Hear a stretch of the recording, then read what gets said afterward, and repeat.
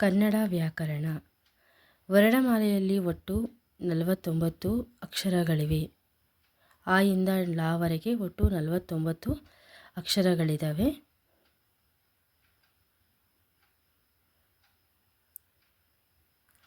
ವರ್ಣಮಾಲೆಯನ್ನು 3 ಗುಂಪುಗಳಾಗಿ ವಿಂಗಡಿಸಲಾಗಿದೆ. ವರ್ಣಮಾಲೆಯಲ್ಲಿ 3 ಗುಂಪುಗಳಿದೆ: ಸ್ವರಾಕ್ಷರಗಳು, ವ್ಯಂಜನಗಳು ಮತ್ತು ಯೋಗವಾಹಗಳು. ಸ್ವರಾಕ್ಷರಗಳು ಅದರಲ್ಲಿ 13 ಇದೆ, ಆ ಇಂದ ಔ. ವ್ಯಂಜನಾಕ್ಷರಗಳು ಕ ಇಂದ ಲಾವರೆಗೆ 34 ಇದೆ. ಯೋಗವಾಹಗಳು ಅಂ ಅಹ, ಅನುಸ್ವರ, ವಿಸರ್ಗ.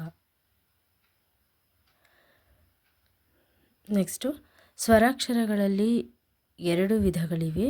ಅದರಲ್ಲಿ ಹ್ರಸ್ವಸ್ವರ ಮತ್ತು ದೀರ್ಘಸ್ವರ.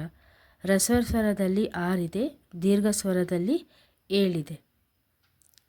ಯೋಗವಾಹಗಳಲ್ಲಿ 2 ವಿಧಗಳಿವೆ: ಅನುಸ್ವರ ಮತ್ತು ವಿಸರ್ಗ.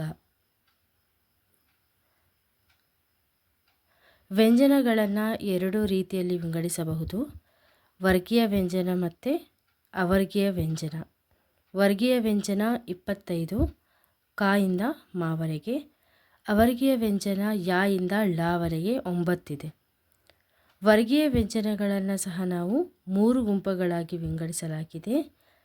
ವರ್ಗೀಯ ವ್ಯಂಜನ ಅಂದರೆ ಕ ಇಂದ ಮಾವರೆಗೆ, ಅದನ್ನು ನಾವು 3 ವಿಧವಾಗಿ ವಿಂಗಡಿಸಬಹುದು: ಅಲ್ಪಪ್ರಾಣ, ಮಹಾಪ್ರಾಣ ಮತ್ತು ಅನುನಾಸಿಕ ಅಕ್ಷರಗಳು. ಅಲ್ಪಪ್ರಾಣ 10 ಇದೆ, ಮಹಾಪ್ರಾಣ 10, ಅನುನಾಸಿಕ ಅಕ್ಷರಗಳು 5 ಇದೆ: ನ್ಯ, ನ್ಯ, ಣ, ನ, ಮ. ಗುಣಿತಾಕ್ಷರಗಳು. ಗುಣಿತಾಕ್ಷರಗಳು ಅಂದರೆ ಏನು?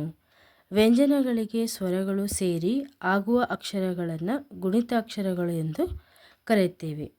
ಅಂದರೆ ಕ ಇಂದ ಳವರೆಗೆ ವ್ಯಂಜನಗಳು, ಅದಕ್ಕೆ ನಾವು ಅ ಇಂದ ಔ ಇರುವ ಸ್ವರಗಳನ್ನು ಸೇರಿಸಿದ್ರೆ ಅದನ್ನು ನಾವು ಗುಣಿತಾಕ್ಷರಗಳು ಅಂತ ಸಹ ಕರಿಬೋದು.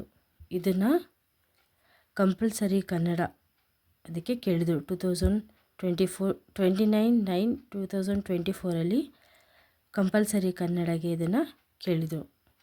ವ್ಯಂಜನಗಳಿಗೆ ಸ್ವರಗಳು ಸೇರಿ ಆಗುವ ಅಕ್ಷರಗಳು ಅಂದರೆ ಏನು ಅಂತ.